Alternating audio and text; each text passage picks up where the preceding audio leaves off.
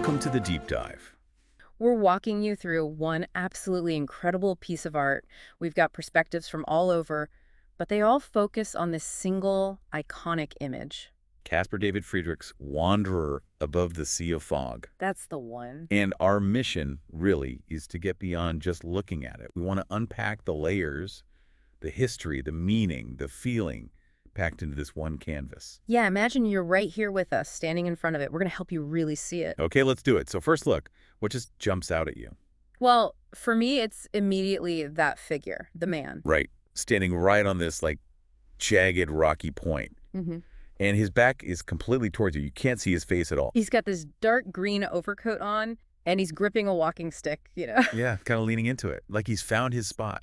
And just taking it all in. You can almost feel the wind whipping his hair around. But it's weirdly still, isn't it? The whole feeling. Totally still, despite the wind. He's just looking out. Over this incredible sea of fog. It's thick, like an ocean of mist right below him. Yeah, exactly. An ocean. And you can see bits piercing through it, other crags, some trees, mountains way off in the distance. And the fog just seems to go on forever, right? Stretching out until it basically just melts into the clouds.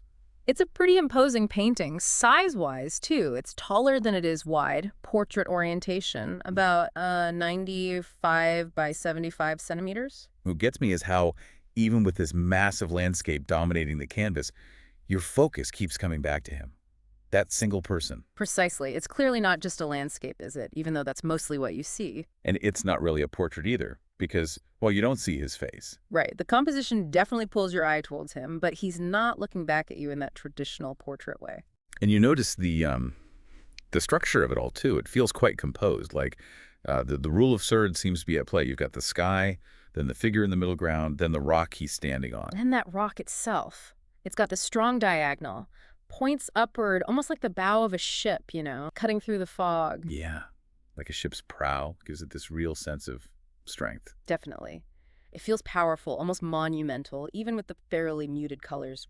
Creams, greens, grays mostly. And that stillness you mentioned before, that's key. You really feel the quiet intensity, the contemplation. It really sparks something standing right on that edge. It's like, I don't know, this mix of loneliness and maybe empowerment. Yes. That's it. We've all sort of felt that, haven't we? Standing Yeah. somewhere high up, looking out at something huge. Absolutely. And that feeling, that connection, is exactly what Friedrich was going for. He was a master of this technique called the Rückenfigur.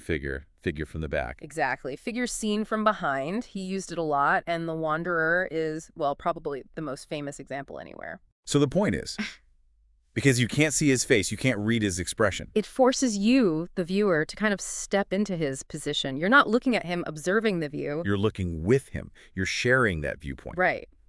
It encourages you to project your own thoughts, your own emotions onto him. What does this view make you feel? It makes you wonder what he's thinking, what he's feeling, precisely because it's hidden. It taps right into that feeling of being totally absorbed by a vast landscape. That feeling you get looking out over the sea or from a mountain peak. It's universal. So let's talk about the artist himself. Who was this guy, Caspar David Friedrich? Okay, so he was born way back in 1774 in Greifswald, Germany. His dad was a soap and candle maker. But his early life, wow, it was marked by some serious loss. Yeah, profound stuff. He lost his mother when he was just 7. Then a sister, Elizabeth, died only a year later. Another sister, Maria, died of typhus. And the really big one, maybe the most traumatic. When he was 13, he actually saw his brother Johann drown. They were ice skating, the ice broke. And some accounts even suggest Johann was trying to save Caspar David. Imagine carrying that. Yeah, awful. And it's widely thought that these experiences really fed into his art, the melancholy, the deep reflection you see. He studied art first locally, then went to the academy in Copenhagen.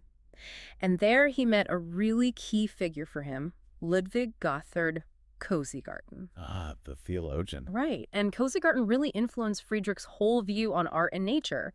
He believed that landscapes themselves could convey spiritual truth, that nature was like God's language. And he pushed this idea of seeing with one's inner eye. Exactly, the idea that what you paint isn't just copying what's literally there. It's about expressing what's inside you, your thoughts, your feelings, your sort of subconscious world. He gave Friedrich license to paint these really personal, evocative scenes. And Friedrich himself was, well, a bit of a character by all accounts, often described as hermit-like, quite reclusive. His studio was apparently super bare, very simple, reflecting his strict Lutheran upbringing, almost monk-like.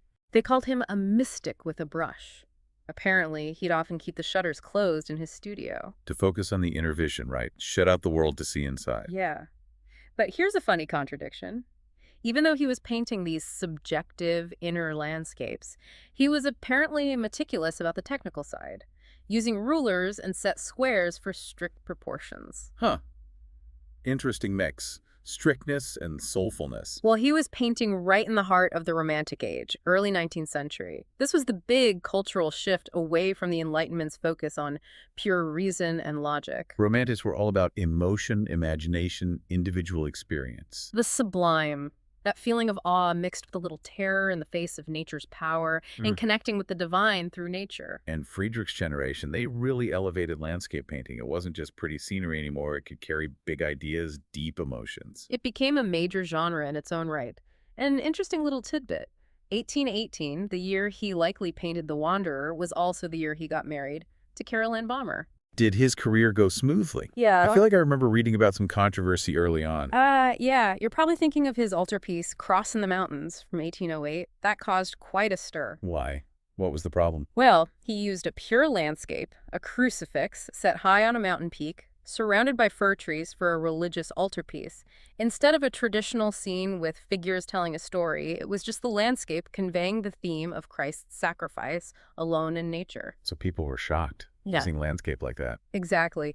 And the style was unconventional too. It lacked traditional depth cues, felt a bit flat or floating. People didn't know what to make of it, but it certainly got him noticed. Okay, so back to our Wanderer. We know Friedrich wasn't just painting a postcard view. Definitely not.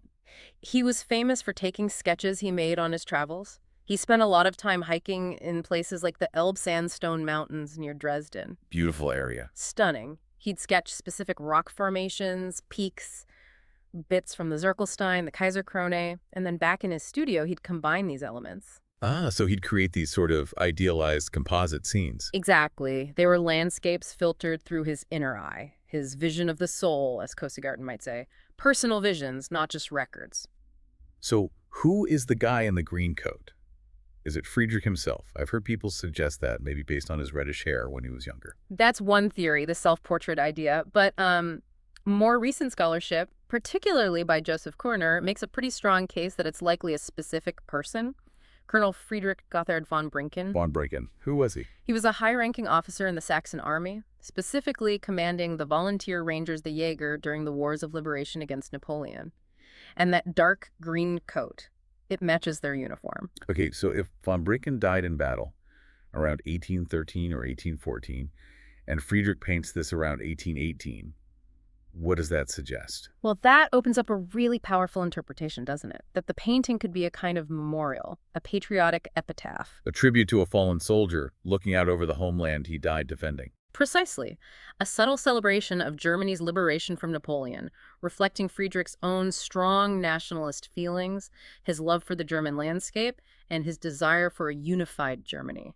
Wow. Okay, so this image that feels so personal, so introspective, could actually have this very public political layer too. Absolutely. It depends partly on who you believe that figure represents. Right. That's just one lens. Right. What else? There's got to be a spiritual angle, given Friedrich's background. Oh, for sure. The Lutheran interpretation is strong, seeing the landscape itself as God's creation, as Christ's Bible, a place to encounter the divine. And you mentioned the rock looking like a ship's prow. Yeah, some see that as a symbol of the church navigating the sea of fog, the uncertainties of life or faith. Okay. And there's even a connection some draw to Martin Luther's translation of Genesis 2.6, which mentions a fog arose from the earth, linking this misty scene to the very act of creation, overlooking unknown possibilities, land emerging from the mist, or maybe new understanding emerging from the self, the I. That's quite deep.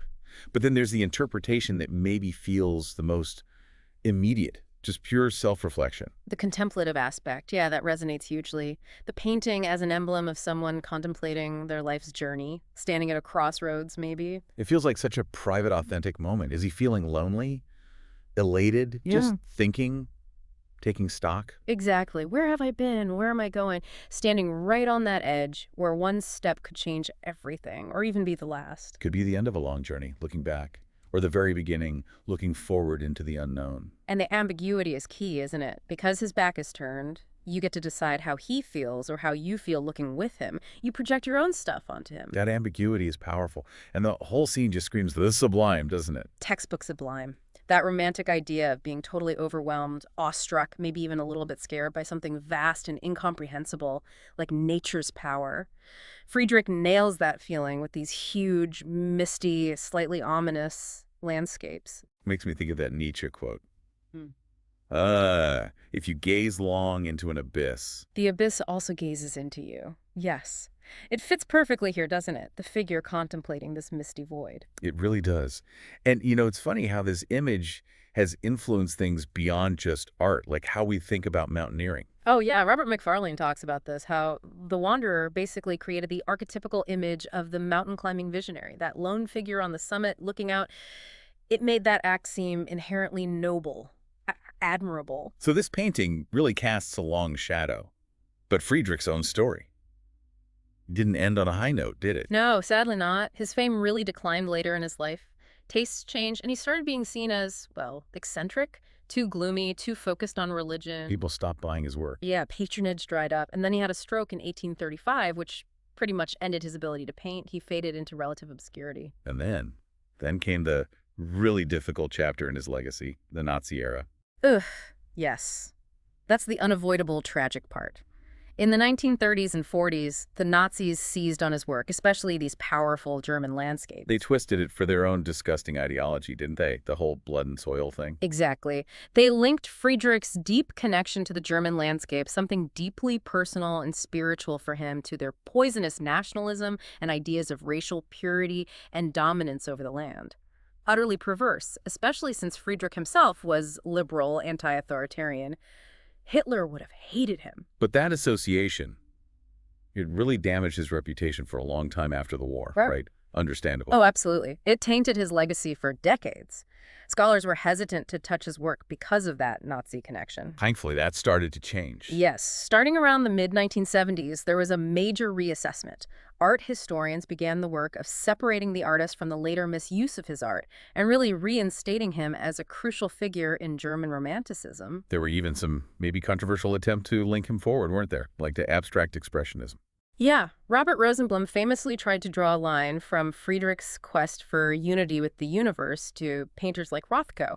It's debated, but it shows people were looking at him with fresh eyes, seeing his depths. And now, today, The Wanderer is just everywhere. It's incredible, isn't it? Book covers, hoodies, coffee mugs, posters. It's completely jumped from high art into mainstream popular culture. So why? Why does this painting, 200 years later, still grab people so intensely? That's the big question, isn't it?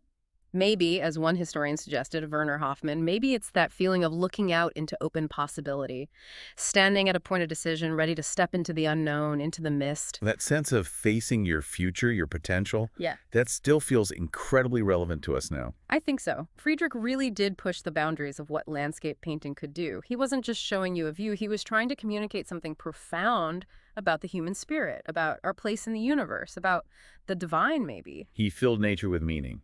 An enigmatic, brilliant artist. And the enduring magic of this painting, I think, is that it still manages to stir something unique in every single person who looks at it. It asks questions. It really does. So much depth in one frame. Truly. So maybe a final thought for you, listening right now. When you look at The Wanderer, or even just picture it in your mind, what journey are you thinking about? What's your sea of fog look like? What possibilities are waiting out there for you? Something to ponder. Definitely. Thanks so much for joining us on this deep dive.